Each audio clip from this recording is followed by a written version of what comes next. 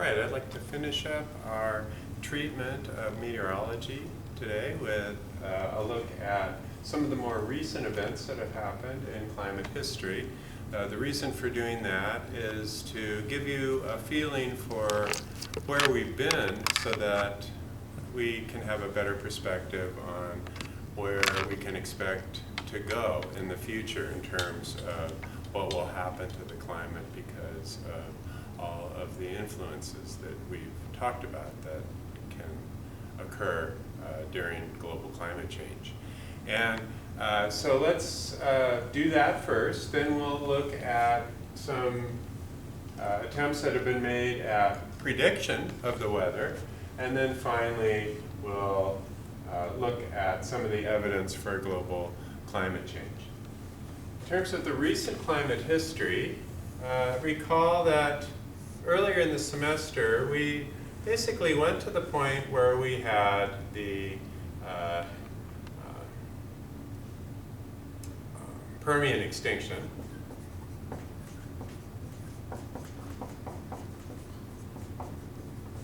Which happened about 250 million years ago.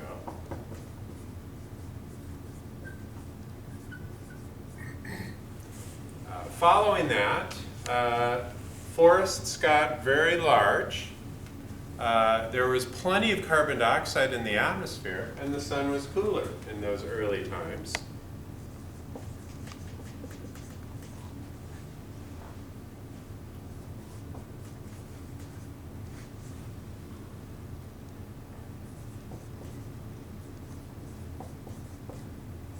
And so the result of this then is that following the Permian extinction, we got very large forests.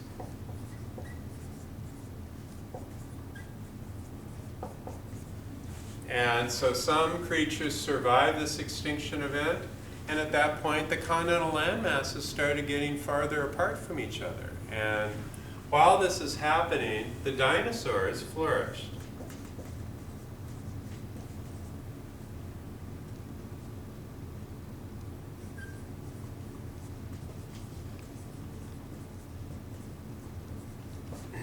The dinosaurs were dominant, and as the continents continued to move apart from each other, the dinosaurs went to every continental landmass.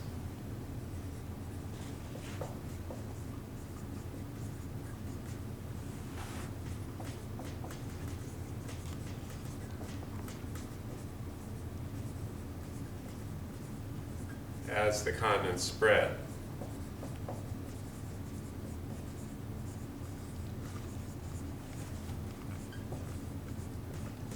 Recall that during the Permian extinction, the continents were pretty much together in one spot, what was called Pangaea.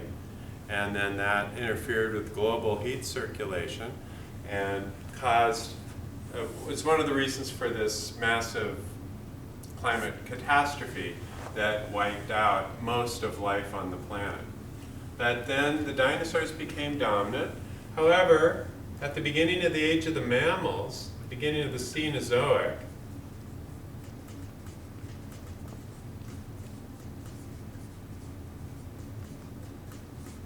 a huge asteroid struck the Earth's surface.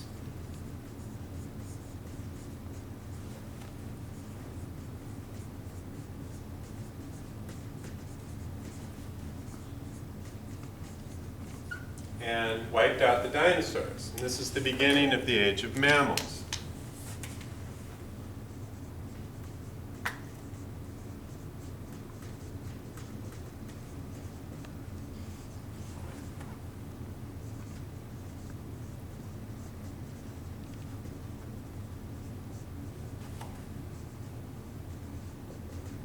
This is about 64 million years ago.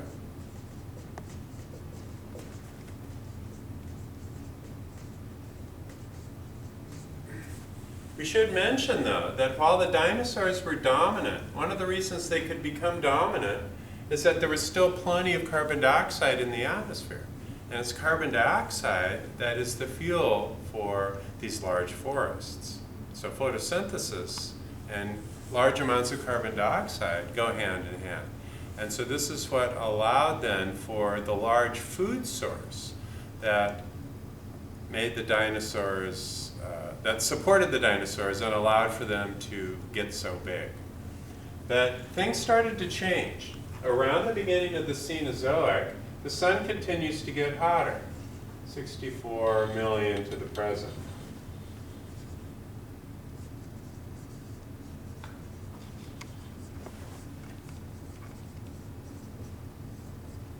Cenozoic is often referred to as the age of the mammals.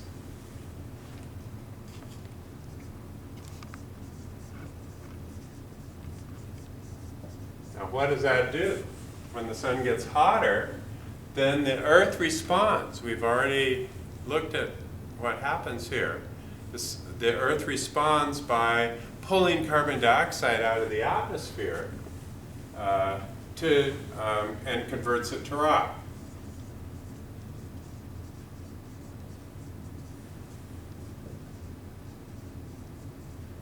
And this lets more of the sun's heat out of the atmosphere.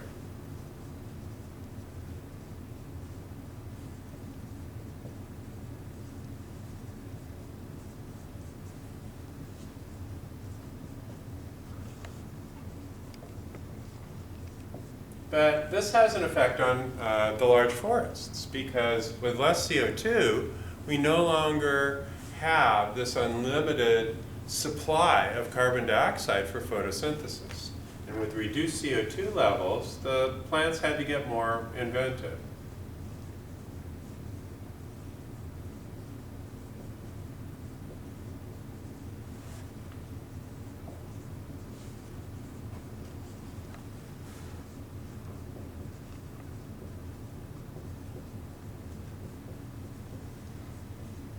They developed flowering plants.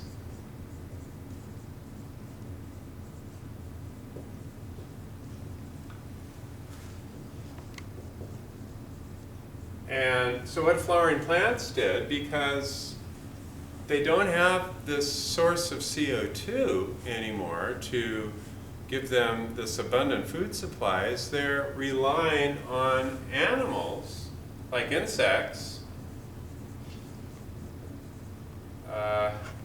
with their mobility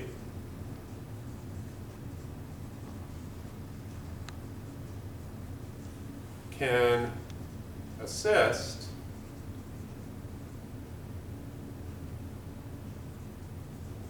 the plants in reproduction.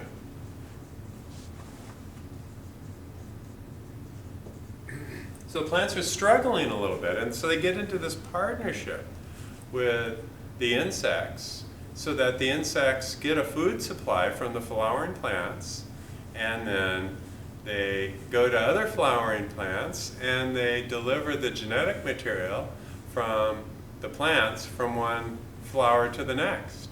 And so then this allows for the insects basically to use the mobility of the animals in order to help them reproduce. And so it kind of looks like the dinosaurs were left out of this picture. They were over-specialized, and they had gotten way too big. So that even if they hadn't been wiped out by that large asteroid impact, they were kind of being left out of this New Deal, which arose because of the increased heating of the sun, causing more CO2 to be converted into rock on the Earth's surface, thereby making the plants more vulnerable and forcing them to enlist the help of the insects. Okay, and so this is all happening then, and we see how life is working with the evolution of the planet through the atmosphere in order to develop and evolve as conditions change. About 40 million years ago,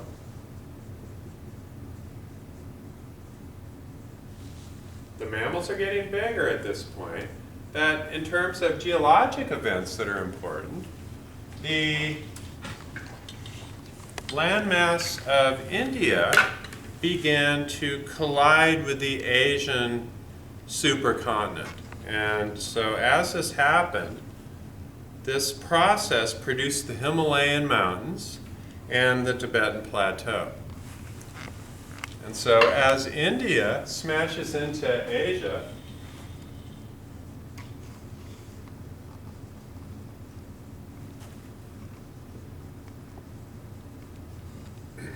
what this does is this causes uplift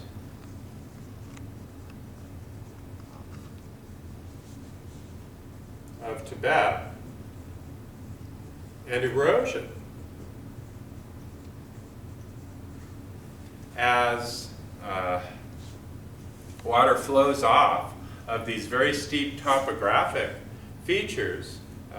This erosion then enhances the conversion of carbon dioxide into carbonate rock.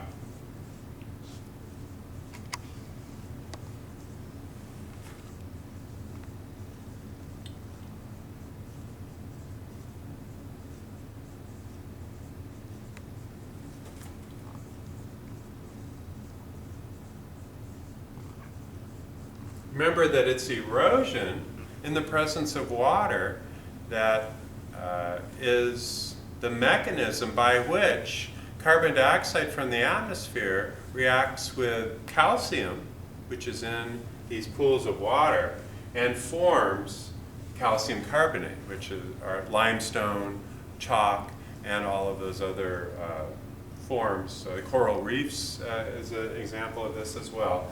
But here, the CO2 levels are dropping, and so that's the key point here, is that due to this geologic event, we get more CO2 being removed from the atmosphere and taken away.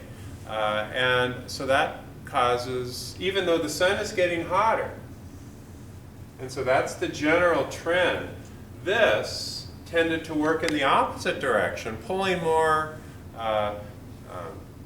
CO2 out of the atmosphere than was necessary to maintain the equilibrium with the sun's increased heating.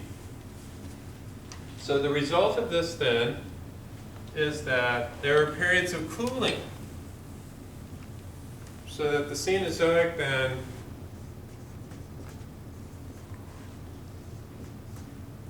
era has two trends. Heating by the sun in increased amounts,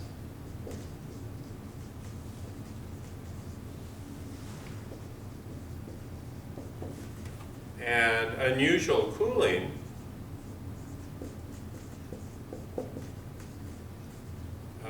from new sources of erosion like India.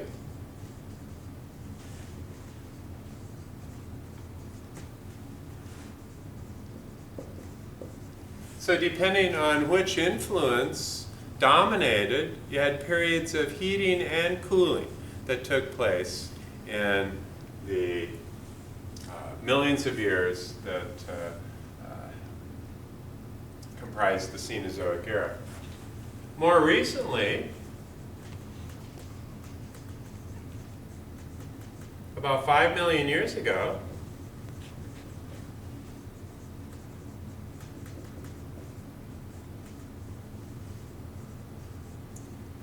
the Mediterranean Sea dried up.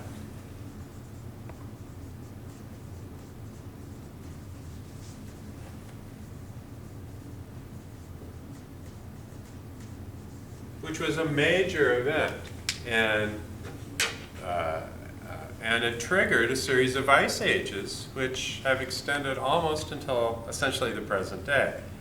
And so what happened in the evaporation of the Mediterranean is that this region here in the Straits of Gibraltar, between the tip of Spain and Algeria, that closed up. And so these continental landmasses were pushed together enough to prevent water from the Pacific from flowing through the Straits of Gibraltar. And so the entire Mediterranean Sea dried up, and that included, we think, the Black Sea as well. And so this set off a series of chain reactions. All of the water evaporated, but it left behind salt.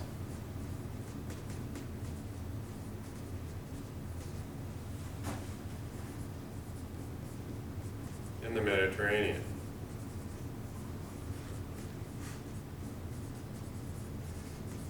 And so today, if you do any snorkeling in the bottom of the Mediterranean Sea, what you see down there are a lot of different layers of salt.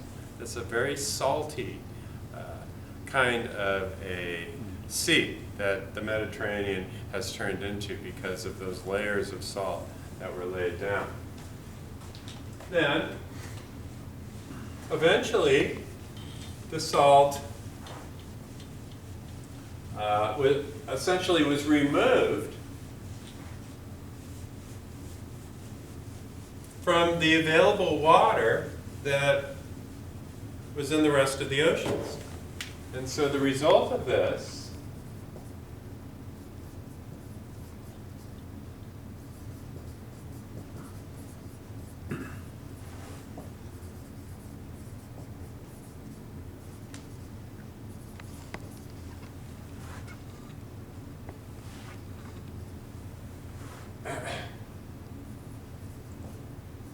the salt content in the rest of the oceans was reduced.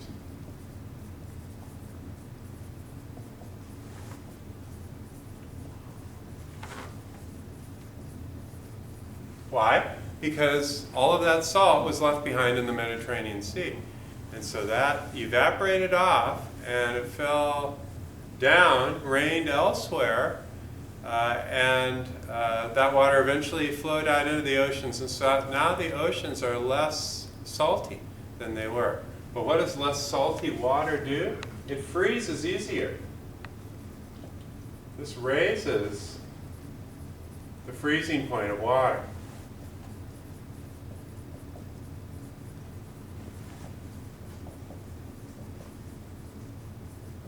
Which is just another way of saying this is that it's easier to create ice at a higher temperature.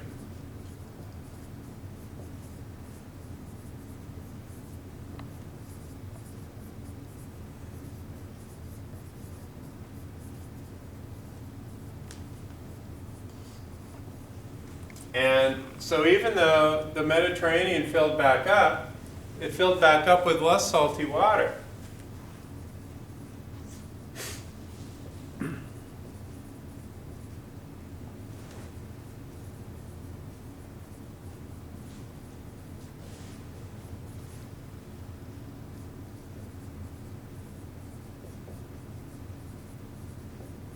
And it's believed that this was the beginning of a series of ice ages that have hit the entire surface of the Earth for the last 5 million years.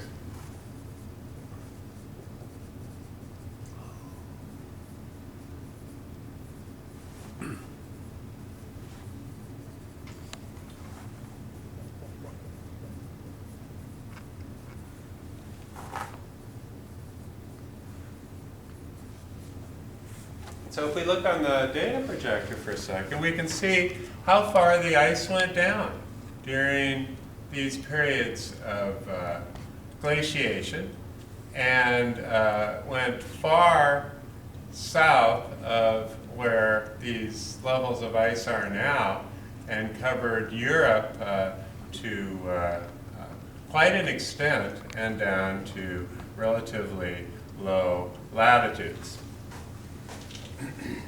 So things got pretty cool for quite a while.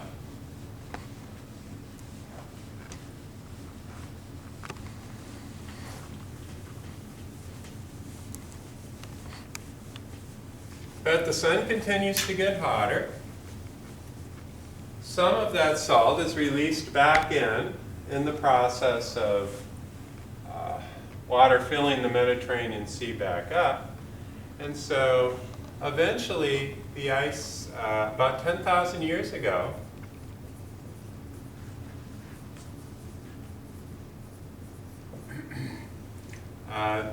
we had a period of climate stability.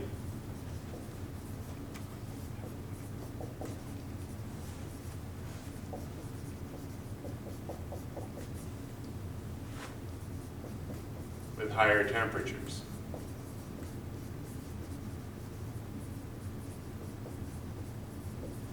So for the last several million years, we plot the temperature versus time.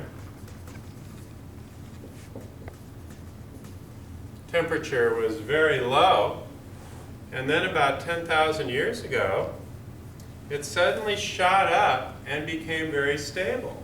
So here it was extremely unstable.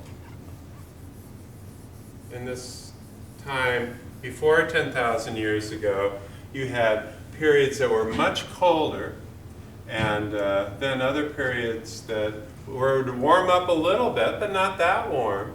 And then suddenly 10,000 years ago, it jumped up to this point of relative stability.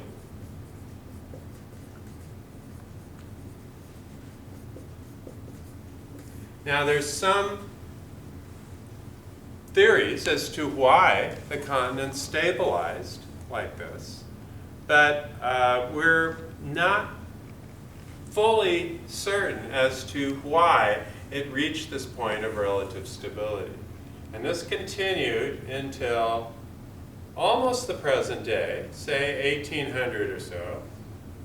And then in the last couple hundred years, it's skyrocketed. Okay, so this is just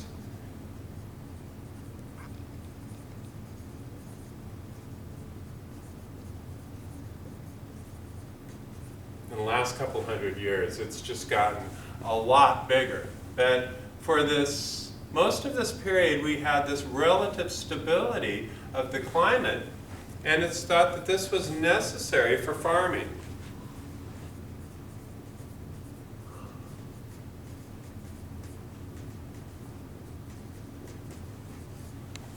So before that time, the fluctuations in the climate were so severe, we had to follow wild antelope herds in their migrations, and would not be able to, even with the right technology, with agriculture, be able to develop cities and to continue to progress in terms of our technology. But then this was the beginning, and so this was the kicker that threw us into a different gear in terms of our ability to farm. That gave us more time to work on other things and to build structures. And in order to have a farm, you had to have a home that was in one location. And then you start to develop innovations to fill that home and to find ways where large numbers of people can work together in a city.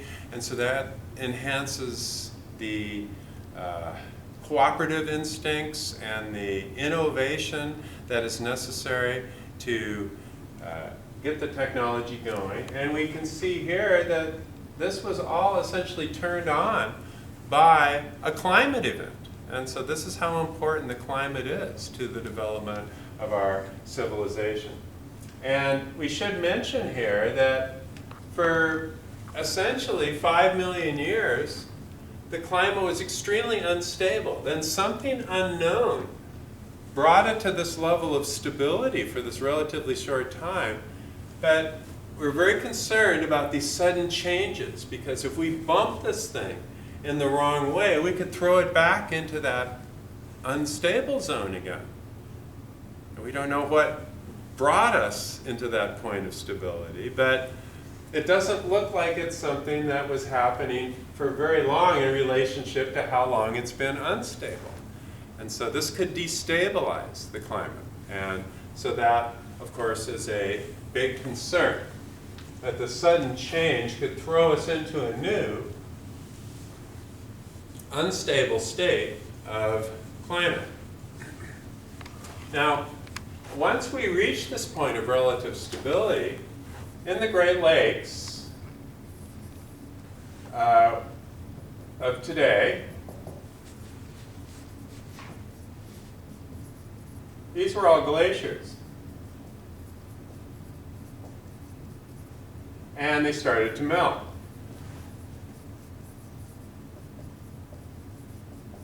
And then the water flowed out to the Atlantic. Down here in the Atlantic, here is the East Coast. There's Florida, Mexico. And so you've got this cold water pouring out into the Atlantic. And one thing that is essential to maintain climate stability is the ability to transfer heat from the equator up to the poles. So we've seen before that our wind velocities are clockwise in the northern hemisphere. And so those wind velocities tend to circulate ocean currents in this clockwise direction. So down here near the equator, we have the Gulf Stream. And so the Gulf Stream then is what gives the East Coast its high humidity, as well as relatively warmer ocean temperatures than what we experience here on the West Coast. Because the last water that we saw on the West Coast, also moving in a clockwise direction, came from Alaska. That this cold water that moved out toward the Atlantic for a certain period of time shut down the Gulf Stream. And so this happened then because of this melting. So it's actually a heating effect. Releases this cold water.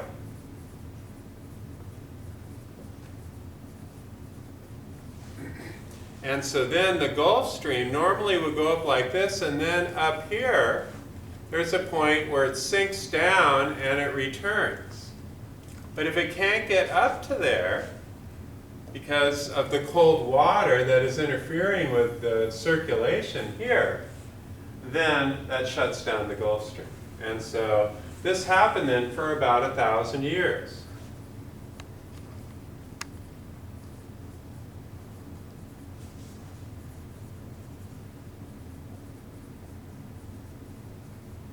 And so we were thrown back into a mini ice age for about 1,000 years.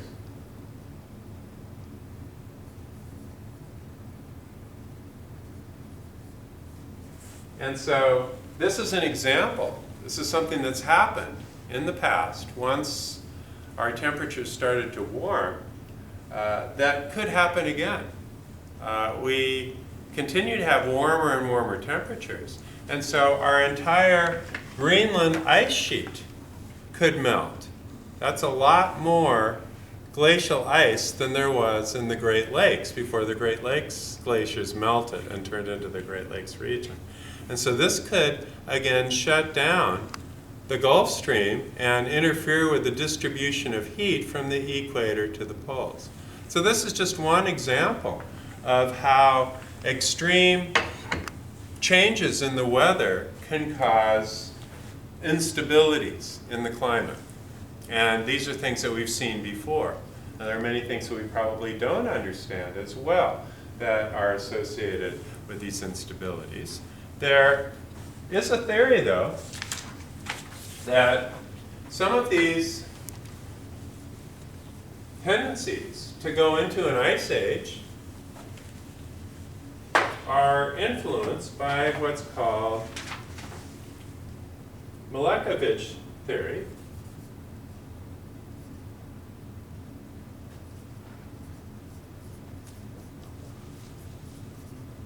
I'm sure you get that name right. And so this is a way of predicting climate instability.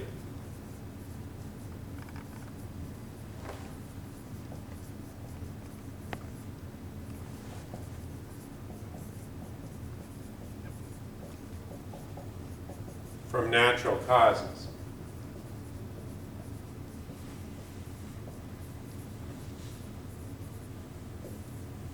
And so the idea then is that we have three influences that are astronomical. One is we have a change in the tilt of the Earth's rotational axis. So the Earth's tilt of its rotational axis can change from about 21 degrees to 25 degrees.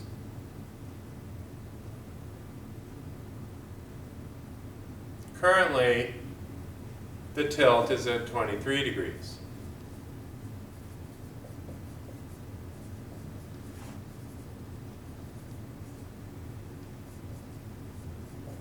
And so this is associated then with a gyroscopic instability in the Earth's rotational axis. And when it's more tilted, there is a greater tendency for colder temperatures.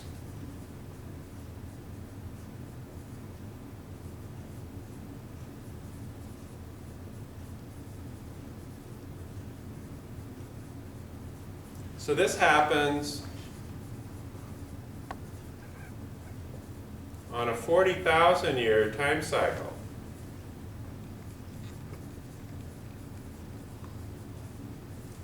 And so the Earth's axis then is shifting from more tilted to less tilted over a period of 40,000 years.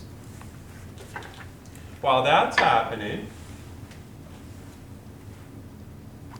we also have the Earth's motion around the sun shifts from being more elliptical to less elliptical.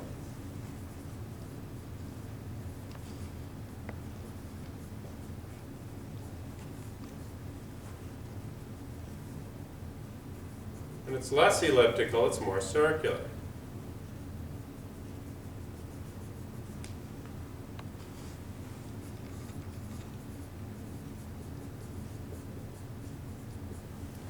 And so this shift from more elliptical to less elliptical happens mostly because of the influence of the strong gravity from the planet Jupiter.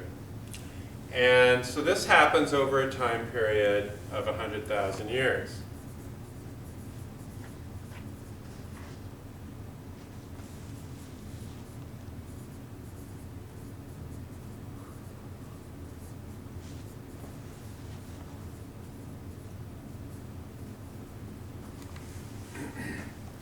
And then we combine this with the third influence, which is a precession of the Earth's rotational axis.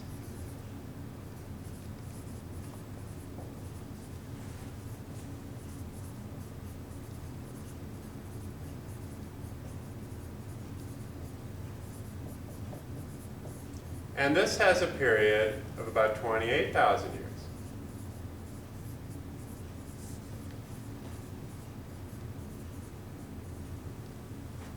And so, while this is happening, the Earth will be tilted toward the sun when it's closest to the sun, and will be tilted away from the sun when it's farthest away from the sun. And so these influences then are going to line up with when the Earth is closer to the sun and is tilted toward the sun versus when it's tilted away from the sun and is more elliptical. And so these two influences together can compound on each other, because if the Earth is farther away from the sun and is leaning toward the sun, then the northern hemisphere has more landmass and will tend to heat up and cool off faster.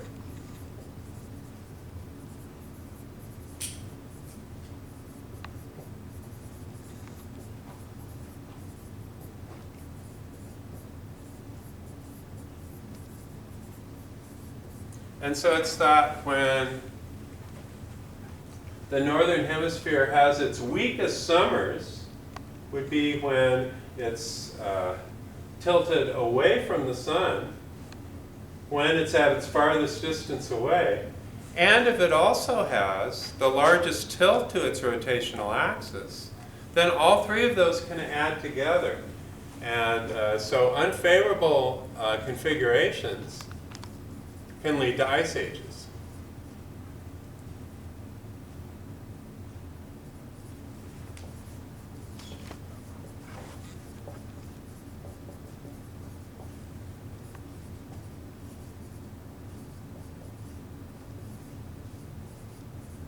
Whereas more favorable configurations can give rise to warmer temperature conditions. And so taking all of this together then is a difficult task, but it's one that we have tackled using some of the most sophisticated computer systems that have ever been developed. And so that's what we'll pick up in the next video.